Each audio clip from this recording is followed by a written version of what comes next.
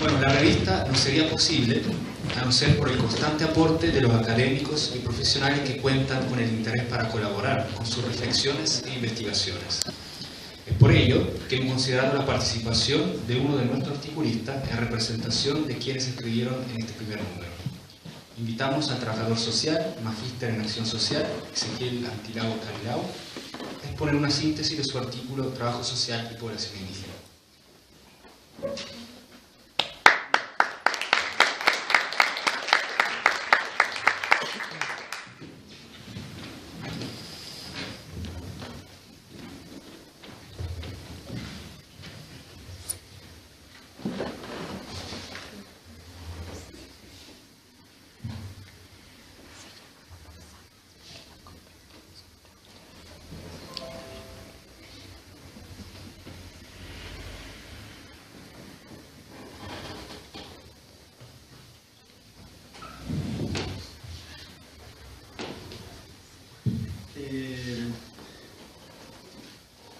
Buenos días, Uncre, a todos los presentes. Primero agradecer la invitación del comité académico de la revista para hacer la presentación de este artículo que se creó a partir de la tesis de posgrado que realicé en la Universidad Central. La temática se llama Pueblos originarios en América Latina, desafíos del presente para el trabajo social latinoamericano. Esta es una temática que vengo siguiendo desde que salí del pregrado, junto a otros artículos que hay algunos que están escribiéndose, otros que fue ya publicado en otra revista. El interés principalmente refiere a que existe un campo de diversidad cultural donde cada trabajador social, cada trabajadora social va a llegar. Y desde ahí, ¿no es cierto?, rescatar todo lo que es la pluralidad de las formas de vida y de las culturas que cada persona tiene. En ese sentido, una primera pregunta que aparece es cómo se ha construido la relación histórica entre los pueblos originarios y los estados modernos en América Latina. Y eso tiene que ver principalmente porque la multiculturalidad en América Latina ha sido relevada a partir de la década de los 90 y anclada principalmente a dos categorías, que son pueblos originarios y migración. También entendiendo que en América Latina, desde lo que señala Oppenheim, los flujos migratorios son comúnmente los pueblos originarios. La lógica de expansión imperialista, ¿no es cierto?, articulada a lo que son las emergencias de las filosofías humanistas, promueven una orden asfixiante para los pueblos, y esto es desde el inicio de lo que llamamos el descubrimiento de América, ¿no? Sin embargo, hoy, a 5 siglos de este proceso, los pueblos subsumidos desde sus distintas realidades de subyugación hacen frente a las complejas relaciones que genera el colonialismo. En este sentido, se van promoviendo, ¿no es cierto?, o se van resurgiendo nuevas formas de vida que versan en contraposición del pensamiento occidental europeo. Y aquí sucede un sinnúmero de cosas. Primeramente, los pueblos originarios politizan sus necesidades, pero el Estado lo que hace es encapsularlo en una esfera privada. El mercado que debe responder a las necesidades, en la familia la que debe ocuparse, y entendiendo que la categoría familia también está al interior de lo que es la esfera privada. No obstante, los pueblos deslocalizan estas demandas y las lanzan a la esfera pública, ¿no es cierto?, y transformándolas en estas demandas fugitivas que atraviesan campos sociales, lo político, lo cultural, lo económico, y viene el Estado y los tira nuevamente a la esfera privada. Pero los pueblos originarios se han encargado de distintas formas de desencapsularlas de ahí, de sacarlas a la esfera pública y a devolverle a cada una de ellas su propia politicidad. Otra de las cuestiones que aparece en el artículo que me pareció interesante es de qué forma han sido cuantificados y comprendidos los pueblos originarios desde el pensamiento occidental. Y una de las principales formas es el instrumento del censo, de cómo somos conocidos primeramente. Y en este sentido se introducen a lo menos dos polémicas. Una que tiene que ver con los tipos de preguntas que inicialmente se dieron y que actualmente prevalecen. Por ejemplo, una pregunta es, ¿se considera usted indio, blanco, mestizo, negro, amarillo? Esa es una pregunta, ¿no es cierto?, de anclaje fuertemente racial, porque, a ver, ningún indígena, voy a utilizar estos conceptos, son los recursos lingüísticos que tenemos, estoy viendo una crítica hacia este concepto, pero ningún indígena o ningún mapuche, ningún aymara se va a reconocer blanco. Pero al mismo tiempo, no reconocerse blanco es aceptarse como inferior. Entonces ahí está, ¿no es cierto?, está encrucijado. Y lo otro que tiene que ver con la incorporación de conceptos como de indio, etnia, indígena, aún nosotros somos los indígenas de Chile, y cuando en realidad no lo somos. ¿Cierto? Entonces pareciera ser que el concepto de igualdad, en términos de que todos somos chilenos, es un sincretismo, ¿no es cierto?, porque la realidad social es diversa. Aparecen varios conceptos para entender el término de cultura. Los conceptos respecto al concepto de cultura en el siglo XX estuvieron fuertemente marcados por entender la cultura como un conjunto de hábitos, costumbres, religiones, y finalmente estas descripciones lo que hacían era un poco dejar el término de cultura sometido o abrirle la puerta a la administración. Y obviamente tenemos un modelo, ¿no es cierto?, que es súper hábil, súper astuto, y lo que hace es empezar a administrar, a mercantilizar lo que es la cultura. Clifford Geertz después viene a proponer, ¿no es cierto?, más tarde un concepto más semiótico de cultura, en donde habla de las urdiembres y dice que en realidad la cultura no es algo como identificar atributos, sino de que más bien refiere a interacciones complejas. Y en ese sentido, en Chile en particular, uno de los primeros conceptos que tiene, por así decirlo, un acercamiento a lo que es el tema pueblo originario, es el concepto del enfoque de la multiculturalidad. Chile es multicultural. Y entiende, ¿no es cierto?, que hay culturas, pero están yuxtapuestas unas con otras y no hay diálogo.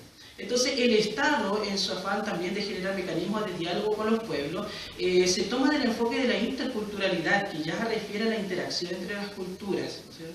Y desde ahí, ¿no es cierto?, empieza a levantar mesas de trabajo, saca una ley que es la 19.253, el convenio 169 de la OIT, donde se invocan derechos sustanciales, colectivos, que van incluso en contraposición del paradigma individualista del derecho chileno. No obstante, hay un nuevo concepto que es la intraculturalidad. Y este concepto de intraculturalidad viene a tensionar el enfoque intercultural, porque la intraculturalidad dice de que los diálogos deben darse en igualdad de condiciones. ¿Ya? Entonces, si no hay igualdad de condiciones, entonces pasamos a las coacciones de diálogos. Y es ahí en donde nuevamente se nos cae un poco el enfoque de la interculturalidad, porque actualmente la ley 19.253 es una ley referencial, ¿ya? Una ley que queda a la voluntad, ¿no es cierto?, de los políticos, de los empresarios, pero no hay, ¿no es cierto?, como existe en otras leyes, un dispositivo que haga presión sobre el cumplimiento de esa ley. Y en ese sentido, entender también de que en la Constitución Política del Estado de Chile los pueblos originarios no están reconocidos. Entonces ya no existimos como pueblo. Entonces se vive una doble exclusión, porque el pobre, para gozar de los derechos, ¿no es cierto?, el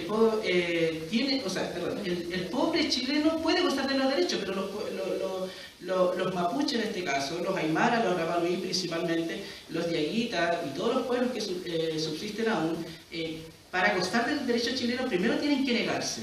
¿Ya? Hay una negación de su identidad y volverse chilenos, y ahora sí son chilenos pobres y ahora sí pueden gozar de los beneficios. Bueno, actualmente en América Latina, ¿no sé?, hay un proceso de reivindicar el tema de lo que es las culturas propias de los pueblos, y esto refiere a una pregunta: bueno, ¿el nuevo orden social pertenece a la posmodernidad o es una expresión contemporánea de una cuestión histórica? Esa es una de las preguntas, ¿no es cierto?, que intenta un poco dar respuesta. Hay un orden que es construido por una clase dominante, ¿no es cierto?, y que desde el inicio del colonialismo tuvo expresiones distintas en distintas etapas, en distintos contextos históricos. Hoy en día, ¿no es cierto?, en el pueblo mapuche existen al menos 3 variantes de lo que son los procesos reivindicativos. Uno tiene que ver con que una línea política tiene que ver con que hay pueblos, hay personas, hay comunidades que señalan que el Estado todavía no nos incluye. Entonces, en ese sentido, reclaman la inclusión. Otros que dicen, en realidad, no es necesario que nos incluya, sino de que nos diferenciemos a través de naciones. O sea, un país plurinacional, ¿no es cierto?, en donde existen varias naciones. Y hoy otro discurso más contrario, que refiere al pueblo mapuche, que se refiere como un Estado. No obstante, esto no se puede entender desconectado de lo que es la historia y el proceso denso que se ha construido desde el inicio, ¿no es cierto?, de los procesos colonizadores en América Latina. Principalmente porque desde ahí empiezan a gestarse tensiones que hoy en día, ¿no es cierto?, se mantienen muy vigentes. Hay un sistema jurídico, principalmente, hablo del pueblo mapuche porque ahí pertenezco. Por ejemplo, el SMAPU, que es el sistema jurídico en el campo, en las comunidades todavía existe.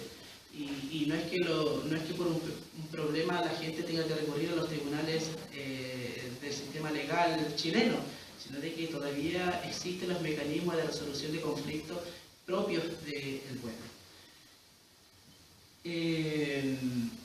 Finalmente, aquí hay un desafío para el trabajo social, porque así es, viendo y entendiendo que la realidad social es diversa, es posible reintroducir los pueblos originarios, pero no como pueblos, ¿no es cierto?, con una lógica de postergación, sino de que pueblos vivos coexistiendo en Occidente, ¿no es cierto?, y que están vivos hoy más que nunca y resurgen a partir de todo lo que es el tema de los problemas que han coartado fuertemente el resurgimiento o la mantención y la subsistencia de los pueblos. Y aquí hay a lo menos algunos puntos que termina el artículo, que tiene que ver con algunas cuestiones respecto al tema de la escritura. El uso de la escritura es violento y de tal manera que se vuelve la guillotina para los pueblos. Se entiende que la cultura que ha logrado la escritura de su habla es una cultura superior a las culturas ágrafas.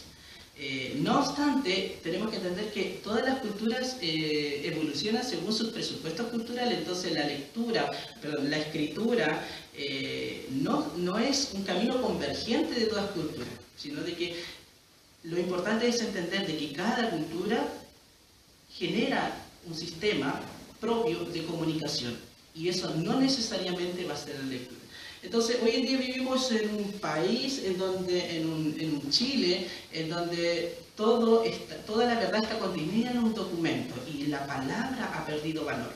En ese sentido, si nosotros vamos por la calle y alguien nos detiene y nos dice ¿quién es usted?, nosotros le podemos dar nuestro nombre, pero no nos van a creer si no tenemos nuestro nombre. Entonces ahí la pregunta, ¿dónde está la verdad? ¿Quién es dueño de la verdad? ¿Quién puede decidir, quién puede hablar por mí? O sea, hay un carnet que es un número que habla por mí, pero mi palabra no vale. En ese sentido, en trabajo social, de repente nosotros hablamos respecto a la capacidad de generar producción. Pero lo interesante es que esa producción de conocimiento no se quede en los libros, sino que se quede en nuestro lenguaje y lo incorporemos a nuestro lenguaje. El otro tema que tiene que ver es con el cosmopolitismo subalterno que lo propone Santos, que refiere a una alianza fenoménica que anexan hilos comunes, ¿no es cierto?, y respecto a los pueblos que se despatrian de Occidente y confrontan críticamente los fenómenos que los constriñen. Esto principalmente no tiene que ver con una postura anarquista que busca la desaparición del Estado, ¿ya?